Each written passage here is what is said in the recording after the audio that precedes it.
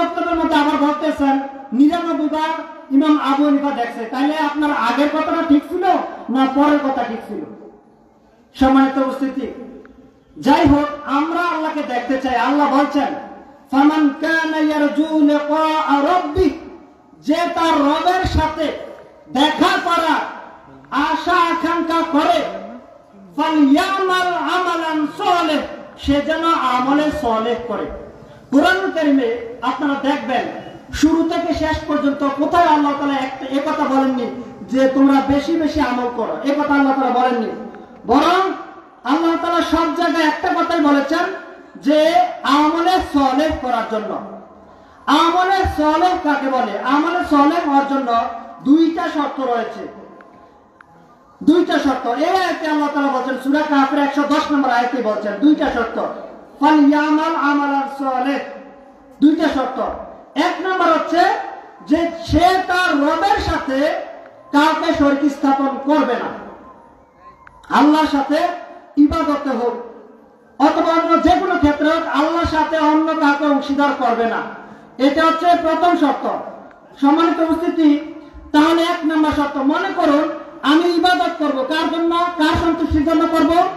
আল্লাহ সন্তুষ্টির জন্য। এটা হচ্ছে প্রথম শর্ত। শর্ত নাম্বার 2 হচ্ছে আমি যে ইবাদতটা করতেছি এটা কার পদ্ধতিতে হবে? রাসূল সাল্লাল্লাহু আলাইহি ওয়াসাল্লামের পদ্ধতিতে। উদাহরণস্বরূপ আমি দাঁড়িয়ে রাখলাম, কার সন্তুষ্টির জন্য রাখলাম? আল্লাহ সন্তুষ্টির জন্য। এখন আমি যে দাড়িটা রাখলাম আল্লাহ সন্তুষ্টির জন্য, কার পদ্ধতিতে রাখবো? এই জন্য এই দুইটা শর্ত আপনাকে পূরণ করতে হবে।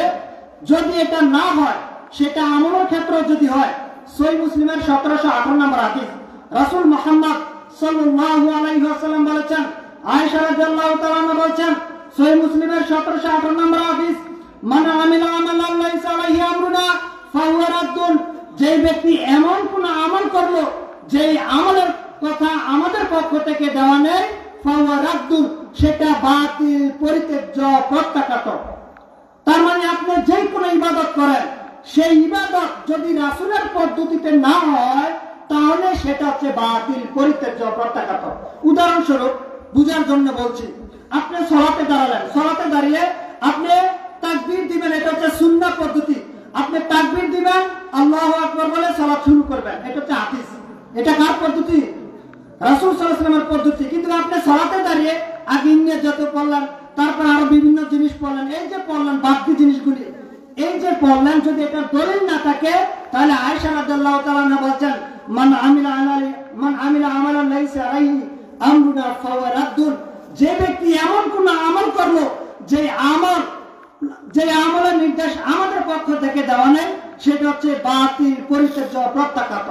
বুঝার জন্য আরেকটি হাদিস আপনাদের সামনে উপস্থাপন করছি।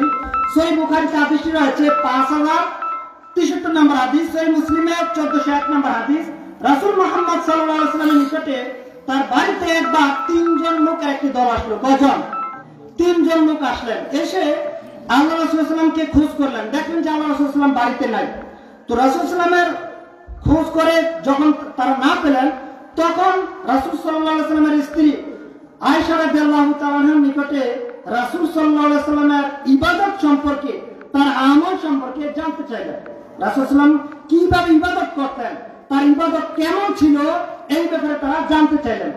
তো আয়েশা রাদিয়াল্লাহু তাআলা আনহা বলছেন যে রাসূল সাল্লাল্লাহু আলাইহি ওয়াসাল্লাম এইভাবে সালাত আদায় করে, এইভাবে সিয়াম পালন করে, এইভাবে মানে আমলের একটা বিস্তারিত বর্ণনা দিলেন। 3 জন লোক মন্তব্য করলো, ও রাসূল সাল্লাল্লাহু আলাইহি ওয়াসাল্লামের তো আগে পরের কোনো গুনাহ নেই, তাহলে রাসূল সাল্লাল্লাহু আলাইহি ওয়াসাল্লাম এই আমল করতেছেন। আমি আমার বেলা যদি এটা হতো তাহলে আমি এমন করতাম যে সারা রাত, আমি একজনে বলছে যে আমি সারা রাত সিয়াম পালন করতাম, আমি ঘুমাতাম না। আরেকজনে বলছে আমি সর্বদাই সিয়াম পালন করতাম। একজন বলছে সালাত আদায় করতাম, সারা রাত আমি ঘুমাতাম না। আরেকজন বলছে আমি সিয়াম পালন করতাম অবিরত, আমি সিয়াম ভঙ্গ করতাম না। আরেকজন বলছে আমি ঘুমাতাম না। রাসূল সাল্লাল্লাহু আলাইহি ওয়াসাল্লাম তাদের এই বর্ণনাগুলি জানতে পারলেন অথবা শুনলেন। শোনার পর আল্লাহ নবী সাল্লাল্লাহু আলাইহি ওয়াসাল্লাম তাদেরকে বলছেন যে আনতুম আল্লাযিনা কুনতুম কাযা ওয়া কাযা, আচ্ছা তোমরা কি আমার ব্যাপারে এই মন্তব্য করছো? ওই লোকগুলি বলছে হ্যাঁ আমরা এই মন্তব্য করছি।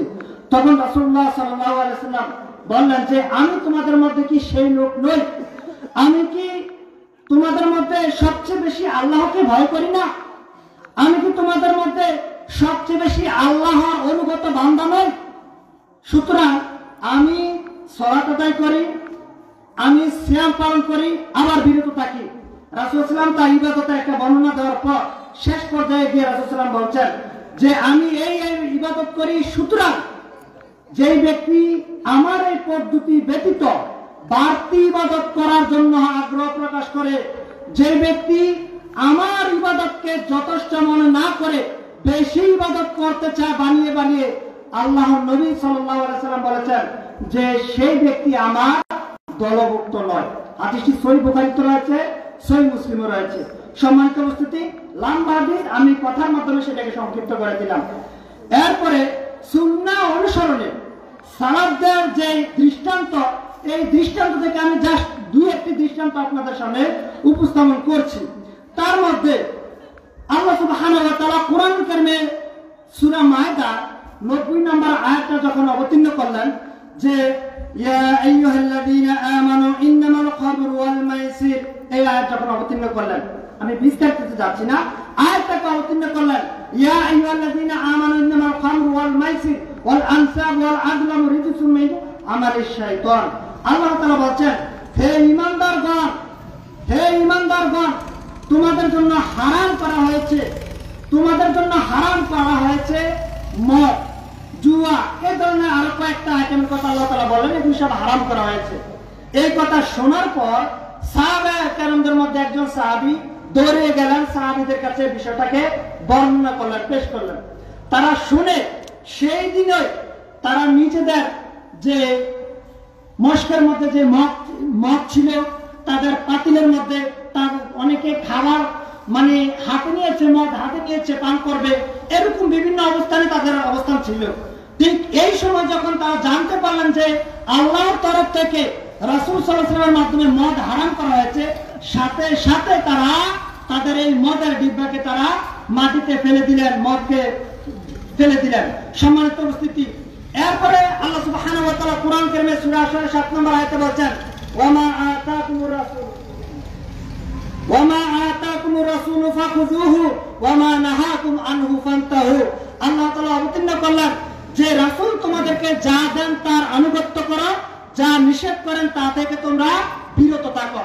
এই আয়াত অবতীর্ণ হলো আব্দুল্লাহ ইবনে মাসউদ রাদিয়াল্লাহু তাআলা বলছেন যে আল্লাহ তাআলা লানত করেছিলেন, যখন আল্লাহ তাআলা লানত করেছেন ওই সমস্ত মহিলাদের উপরে যারা নিজেদের শরীরের মধ্যে বিভিন্ন রকমের অঙ্কন করে, ব্রুকে পরিবর্তন করে, এরকম কিছু কথা বলেছেন, এগুলো সব নিষেধ করেছেন।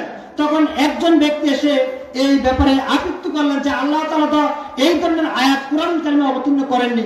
তখন আব্দুল্লাহ ইবনে মাসউদ রাদিয়াল্লাহু তাআলা আনহু সাথে সাথে ওই ব্যক্তিকে দেখালেন যে আল্লাহ তাআলা কি কোরআন কারিমে এই কথা উল্লেখ করেননি যে ওয়ামা আতাকুমুর রাসূলু ফাখুযু ওয়ামা নাহাকুম আনহু ফান্তাহু? আল্লাহ তাআলা কি বলেননি যে তোমাদেরকে রাসূল যা দেয় তা তোমরা গ্রহণ করো, যা থেকে নিষেধ করেন তা থেকে বিরত থাকো? তখন ওই সাহাবী তাদেরকে এই কথা বলে স্মরণ করে দিলেন। সম্মানিত উপস্থিতি, আল্লাহ তাআলা কোরআন কারিমে বলছেন যে ইয়া আইয়ুহাল্লাযীনা আমানু আতিউল্লাহ ওয়া আতিউর রাসূল ওয়া লা তুবতিলু আমালাকুম। আল্লাহ তাআলা বলছেন, হে ঈমানদারগণ, তোমরা আল্লাহর আনুগত্য করো, রাসূলের অনুসরণ করো এবং তোমরা তোমাদের আমলগুলিকে বিনষ্ট করো না। এই আয়াত অবতীর্ণ হলো। সাহাবীদের মধ্যে একটি দৃষ্টান্ত রয়েছে যে একজন সাহাবী নাম ছিল আব্দুল্লাহ ইবনে মাসউদ রাদিয়াল্লাহু তাআলা আনহু, তিনি একদা রাসূল সাল্লাল্লাহু আলাইহি ওয়াসাল্লাম খুতবা দিচ্ছেন, এমন অবস্থায় আব্দুল্লাহ ইবনে মাসউদ রাদিয়াল্লাহু তাআলা আনহু তিনি মসজিদে প্রবেশ করবেন, এখনো তার পা মসজিদে প্রবেশ হয়নি, মানে দরজার সামনে সবেমাত্র পাটা রাখলেন। এমন অবস্থা আব্দুল্লাহ ইবনে মাসউদ রাদিয়াল্লাহু তাআলা আনহু কানে ভেসে আসলো রাসূলুল্লাহ সাল্লাল্লাহু আলাইহি ওয়াসাল্লাম মিম্বর থেকে বলছেন যে তোমরা বসে যাও। এই কথা শোনার সাথে সাথে আব্দুল্লাহ ইবনে মাসউদ রাদিয়াল্লাহু তাআলা আনহু সাথে সাথে সেখানেই বসে গেলেন। রাসূলুল্লাহ সাল্লাল্লাহু আলাইহি ওয়াসাল্লাম ভিতর থেকে দেখতে পেলেন যে তিনি সেখানেই বসে গেলেন যেখানে তার কানের মধ্যে আওয়াজ দিয়েছে। মানে আমি আপনাকে এই কথাগুলি দিয়ে বোঝাতে চাচ্ছি যে সাহাবায়ে কেরাম প্রত্যেকটা ক্ষেত্রে রাসূলুল্লাহ সাল্লাল্লাহু আলাইহি ওয়াসাল্লামের কথা শোনা মাত্রই কিভাবে পালন করতেন, এই বিষয়টা শুধু বোঝাতে চাচ্ছি। আরেকটি ঘটনা, রাসূলুল্লাহ সাল্লাল্লাহু আলাইহি ওয়াসাল্লাম সালাতরত অবস্থায় ছিলেন। হঠাৎ করে জিবরাইল আমিন আসলেন, এসেই বলছেন, আল্লাহর নবী সাল্লাল্লাহু আলাইহি ওয়াসাল্লাম, আপনার পায়ের জুতাকে আপনি খুলে ফেলুন, আপনার পায়ের জুতার মধ্যে ময়লা। রাসূলুল্লাহ সাল্লাল্লাহু আলাইহি ওয়াসাল্লাম পায়ের জুতা খুলে ফেললেন। সাহাবায়ে কেরাম সাথে সাথে তারাও রাসূল সাল্লাল্লাহু আলাইহি ওয়াসাল্লামের দেখা দেখি তাদের পায়ের জুতাগুলিকে খুলে ফেললেন। রাসূলুল্লাহ সাল্লাল্লাহু আলাইহি ওয়াসাল্লাম সালাত শেষ করার পর সালাম ফিরিয়ে এবার সাহাবায়ে কেরামকে জিজ্ঞেস করছেন বা বলছেন, তোমরা আমাকে জিবরাইল আমিন বলছে যে সালাতের মধ্যে আমাকে জিবরাইল আমিন বলছে, কানে কানে খবর দিয়েছে যে আমার পায়ের জুতার মধ্যে ময়লা ছিল, এই জন্য আমি মানে জুতা আমার পা থেকে সরিয়ে দিয়েছি, তোমরা সরালে কেন?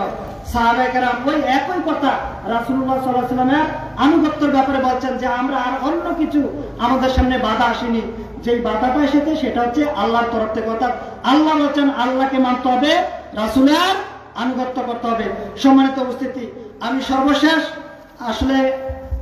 সর্বশেষ আপনাদের সামনে দুই একটি আয়াতের ভাবমর্ম আপনাদের সামনে উপস্থাপন করে আলোচনা এতে টানছি। আল্লাহ সুবহানাহু ওয়া তাআলা কোরআন কারীমে বলছেন সূরা গাশিয়ার মধ্যে, আমিলাতুন নাসিবা তাসলা নারা হামিয়া। আমিলাতুন নাসিবা, বহু আমলকারী, কর্মক্লান্ত পরিশ্রান্ত, যারা আমল করতে করতে, অর্থাৎ তারা অনেক আমল করবে, আমল করতে করতে মনে করবে মানে ক্লান্ত হয়ে যাবে। আল্লাহ তাআলা বলছেন আমিলাতুন নাসিবা তাসলা নারা হামিয়া। কিয়ামতের ময়দানে আল্লাহ তাআলা এই সমস্ত ব্যক্তিকে জ্বলন্ত আগুনের মধ্যে নিক্ষেপ করবেন। আল্লাহ তাআলা সূরা কাহফের 103 এবং 4 নম্বর আয়াতে বলছেন, কুল হাল নুনাব্বিকুম বিল আখসারিনা আমালা আল্লাযিনা দাল্লা সাইয়ুকুম ফিল হায়াতিদ দুনিয়া। আল্লাহ তাআলা তার নবীকে বলছেন, হে নবী, আপনি তাদেরকে বলে দিন যে আমি তোমাদেরকে কি তাদের ব্যাপারে সংবাদ দেব না আমলের দিক দিয়ে ক্ষতিগ্রস্ত, অথচ যে আমরা অনেক ভালো ভালো আমল করছি, আমাদের সমাজে এরকম অনেক আমল রয়েছে যেগুলি মানুষ মনে করছে আমরা অনেক ভালো ভালো আমল করছি, কিন্তু আল্লাহ তাআলা বলছেন সেই কথাই যে আমিলাতুন নাসিবা, তারা মনে করছে, অথচ এই আমলের জন্যই তারা ক্লান্ত হয়ে যাচ্ছে, অথচ এই আমলের জন্য কিয়ামতের ময়দানে তারা ফসকাবে, জাহান্নামের আগুনের মধ্যে নিক্ষিপ্ত হবে। আল্লাহ সুবহানাহু ওয়া তাআলা আমাদেরকে বুঝার তৌফিক দান করুন। আমরা এই আলোচনার মাধ্যমে আজকের এই আলোচনার শেষ পর্যায়ে আমাদের যে প্রধান মেহমান বা প্রধান বক্তা চলে এসেছেন, তার মাধ্যমে আমরা এই ওয়াদা করবো যে আমরা যেন আমাদের আমলগুলিকে পরিবর্তন করতে পারি। আল্লাহ তাআলা আমাদের সেই মন মানসিকতা তৈরি করে দিন, এবং আমরা যে পরিশ্রম বা যেভাবেই হোক আমরা এই মাহফিলকে সৌন্দর্যমণ্ডিত করার জন্য যেভাবে চেষ্টা করেছি, আল্লাহ তাআলা যেন বিনিময়ে আমাদেরকে উত্তম প্রয়োজন দান করেন। আর আপনাদের কাছে আমরা বিশেষভাবে আন্তরিকভাবে ক্ষমা চেয়ে নিচ্ছি। আসলে আমরা আপনাদেরকে যেইভাবে আপ্যায়ন করার প্রয়োজন বা যেইভাবে আপনাদেরকে মানে যতটুকু মেহমানদারিত্ব করার প্রয়োজন আমরা আসলে সেভাবে করতে পারিনি। এর মধ্যে আমাদের অনেক ত্রুটি রয়েছে আমরা বলতে পারি, এর জন্য আমরা আপনাদের কাছে আন্তরিকভাবে ক্ষমা চাচ্ছি। বিষয়টা নিয়ে আপনারা অন্যভাবে কেউ মনোভাব নেবেন না। আল্লাহ তাআলা সকলের মন থেকে আমাদের ভিতরে যে সমস্ত নেগেটিভ সাইড গুলি রয়েছে এগুলি যেন দূর করে দেয়, আল্লাহ তাআলা কবুল করুন, আমিন। ওয়া আখিরু দাওয়ানা আলহামদুলিল্লাহি রাব্বিল আলামিন। أقول قولي هذا أستغفر الله لكم ولسائر المسلمين فاستغفروا إنه هو الغفور الرحيم.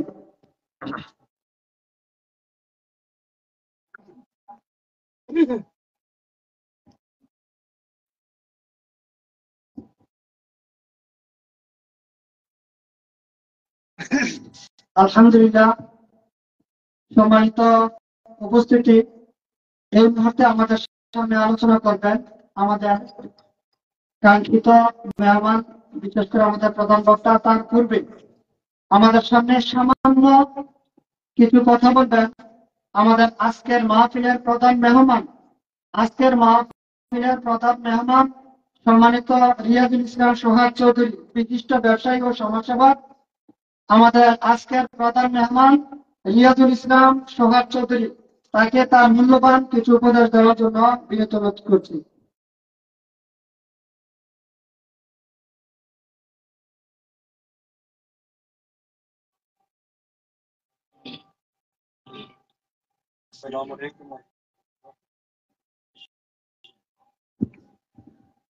আসসালামু আলাইকুম ওয়া রাহমাতুল্লাহি ওয়া বারাকাতুহু। ওয়ালাইকুম আসসালাম।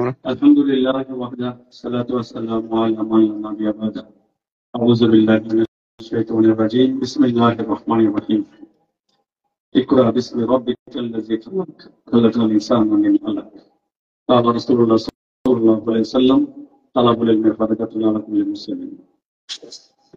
সমস্ত প্রশংসা আল্লাহ তাআলার জন্য, যিনি আমাদেরকে এখানে বসে কিছু কথা শোনান এবং আমাদেরকে তৌফিক দিয়েছেন কিছু কথা বলার জন্য। আমরা সবাই বলি আলহামদুলিল্লাহ। মোহাম্মদ সাল্লাল্লাহু আলাইহি সাল্লামের উপর বর্ষিত হোক সহস্র দরুদ ও সালাম। আল্লাহুম্মা সাল্লি আলাইহি আল্লাহুম্মা বারিক আলাইহি। আজকের এই প্রোগ্রাম আমাদের মসজিদ এবং মাদ্রাসা কেন্দ্রিক আলোচনা এবং আমাদের সম্মানিত মেহমান যারা এসেছেন, প্রধান বক্তা মোকাররম মহসিন মাদানী এবং জামিলুর রহমান এবং আরো ফারুক সাহেব সহ বক্তব্য দিয়েছেন। সবাই খুব মূল্যবান কথা বলেছেন এবং মোকাররম ভাই ইনশাআল্লাহ খুব ভালো কথা বলবেন। আমরা সবাইকে অনুরোধ করছি একটু মনোযোগের সাথে আমাদের কথাগুলো শুনবেন এবং সে অনুযায়ী আমল করবেন। আমার বাড়ি পুরান চৌধুরী বাড়ি। আমি একটু শিক্ষা এবং জ্ঞান নিয়ে কিছু কথা বলতে চাই। আল্লাহ সুবহানাহু ওয়া তাআলা আমাদেরকে সৃষ্টি করেছেন এবং সৃষ্টি করার পরে আমরা মুহাম্মদ সাল্লাল্লাহু আলাইহি ওয়াসাল্লামের প্রতি যে আয়াত নাযিল করেছিলেন, আর প্রথম আয়াতটা ছিলেন ইকরা, পড়ুন। তাকে পরিচয় করে দিলেন সাথে সাথে বিসমি রাব্বিকাল্লাযী খালাক, পড়ুন আপনার রবের নামে যিনি আপনাকে সৃষ্টি করেছেন। আসলে কোরআন এমন একটা গ্রন্থ, যে গ্রন্থটা আল্লাহ পাঠিয়েছেন, চিঠি পাঠিয়েছেন আসমান থেকে। আল্লাহ আসমানে থাকেন, উনি পাঠিয়েছেন আসমানি কিতাব আমাদের কাছে। আমাদের জন্ম আসমানে। দেখুন, একটা চিঠি পাঠিয়েছেন যিনি, ওই চিঠিটা আমরা পড়ার প্রয়োজন মনে করছি না। যেখানে আল্লাহ বলছেন ইন্নামা ইলমু ইনদাল্লাহ, সমস্ত জ্ঞানের উৎস আল্লাহ সুবহানাহু ওয়া তাআলা। সেই কোরআন থেকে কিছু আমরা পড়ছি না, আসলে কোরআন পড়তে চাই না। কারণ আসলে কোরআন যিনি পাঠিয়েছেন, যে প্রেরক, সেই প্রেরককে আসলে আমরা চিনি না। যদি চিনতাম নিশ্চয়ই তার চিঠিটা আমরা পড়তাম, পড়লেই আমরা আমাদের জীবনটা ওই অনুসারে গঠন করতে পারতাম। আমি একটু রিকোয়েস্ট করি, সবাই যদি প্রতিদিন অন্তপক্ষে একটা বা দুইটা আয়াত কোরআন পড়ি, তার বাংলা উত্তর সহ বুঝি এবং সেই অনুযায়ী আমল করি, দেখুন আমাদের অনেক কিছু জানা হয়ে গেছে যদি প্রতিদিন দুইটা করে আয়াত পড়ি। আসলে আমরা মুসলিম নামে কোরআন আসলে পড়ার প্রয়োজন মনে করি না।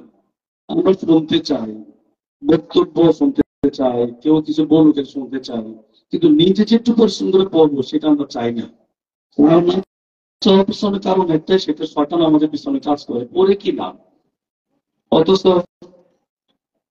আল্লাহ সুবহানাহু ওয়া তাআলা আমাদেরকে জানিয়েছেন যে জানে, হে মুহাম্মদ তুমি বলে দাও যে জানে আর যে জানে না তারা কি কখনো এক হইতে পারে? আসলে কখনো এক হইতে পারে না, শুধু জ্ঞানীরাই তা বুঝতে পারে। এবং এই যে কথাগুলো আল্লাহ সুবহানাহু ওয়া তাআলা আমাকে বলে দিয়েছেন, আরো বলেছেন যে তোমরা গবেষণা করো এবং জ্ঞানী হও। মুহাম্মদ সাল্লাল্লাহু আলাইহি ওয়াসাল্লাম আমাদেরকে বলেছেন যে তালাবুল ইলমি ফারিদাতুন আলা কুল্লি মুসলিমিন, প্রত্যেক মুসলমানের জন্যই বিদ্যা অর্জন করা ফরজ। বলেছেন তো সবাই মোটামুটি এগুলো জানি এবং আমরা তাও জানি। নেপোলিয়ন যখন বলেছেন জানি, give me a educated mother, I will give you a educated society or educated nation. আমরা সবাই জানি, আবার এটাও জানি education is the backbone of a nation, এটাও জানি। আসলে কি এডুকেশন মধ্যে যা বোঝে, আমরা তো আসলে সেই এডুকেশনের মধ্যে আছি না। যেমন বিজ্ঞানী, যেমন একজন লাইব্রেরিয়ান, খুব সাহিত্যিক, উনি বলেছেন, স্টেডলি হলম্যান একজন ইংলিশ পোয়েট, উনি বলেছেন if you teach your children 3 R's, reading, writing and arithmetic, আমরা arithmetic বলি, তারা বলে arithmetic, the 3 R's. If you teach your children 3 R's and don't teach your children religious, then you will get rascality. তুমি যদি তোমার সন্তানকে পড়াও, লেখাও এবং অঙ্ক জ্ঞান দাও, কিন্তু তাকে যদি ধর্মীয় জ্ঞান না দাও, তাহলে তুমি পাবে একজন বর্বর, তুমি বর্বরতা পাবে। এখন সবাই সব জায়গায় আমরা সবকিছু বলি, তো নিজে একটু কষ্ট করে করি না। আমি খুব রিকোয়েস্ট করছি সবাইকে একটু হলেও ডেইলি একটু কোরআন পড়া, একটা দুটো সহি হাদিস পড়া, তাহলে দেখবেন জীবনটা অনেক সুন্দর হয়ে গেছে ভাই। পাশাপাশি আল্লাহ সুবহানাহু সূরা হজে একটা কথা বলেছেন, আমি একটু শেষ করছি, যে Allah help those who help themselves. আল্লাহ তাকে সাহায্য করেন যে আসলে নিজেকে নিজে সাহায্য করে। আমি আজকের বক্তব্য দীর্ঘায়িত করছি না। সুবহানাকাল্লাহুম্মা ওয়া বিহামদিকা আশহাদু আল্লা ইলাহা ইল্লা আনতা আস্তাগফিরুকা ওয়া আতুবু ইলাইক। আসসালামু আলাইকুম ওয়া রাহমাতুল্লাহি ওয়া বারাকাতুহু।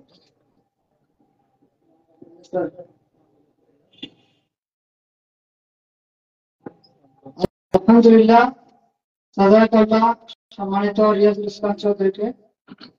সম্মানিত এলাকাবাসী,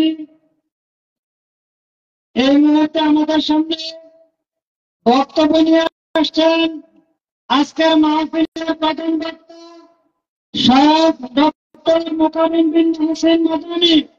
আমাদের সামনে আলোচনা নিয়ে আসছেন শায়খ ডক্টর মোকাররম বিন হোসেন মাদানী, প্রিন্সিপাল দারুল হুদা ইসলামিক কমপ্লেক্স, বাগা, রাজশাহী।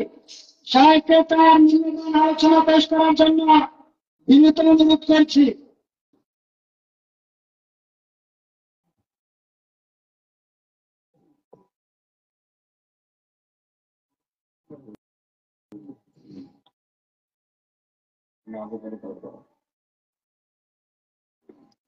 السلام عليكم ورحمة الله وبركاته.